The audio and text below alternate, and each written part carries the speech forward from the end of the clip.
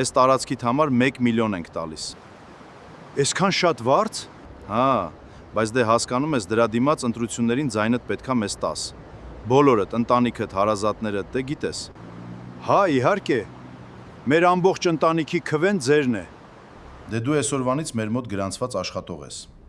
Մեր մասնագետն ես, էլի։ Բայց դե գիտես, քո գործը ընտանիքով մեր օգտին քվեարկելն է։ Ոնց պայմանավորվեցինք, ես խոսքից տերն եմ։ Ընտրություններին ընդառաջ փորձելու են քեզ քողարկված ձևով կաշառել եւ առաջարկել շատ ավելի մեծ գումարի դիմաց վարձակալել, օրինակ քեզ պատկանող շինությունը, բայց դրա դիմաց պահանջելով քո եւ քո շրջապատի քվեն ստանալու խոստումը։ Քեզ ձևական ընդունել են աշխատանքի, փաստացի վարձատրելով ոչ թե քո կատարած աշխատանքի, այլ քո եւ քո շրջապատի քվեն ստանալու դիմաց։ Թվում է ինչ մեծ բան է, բայց դա հենց ընտրակաշառք է, հանցագործություն, որը պատժվում է մինչև 7 տարի ազատազրկմամբ։ Հիշիր,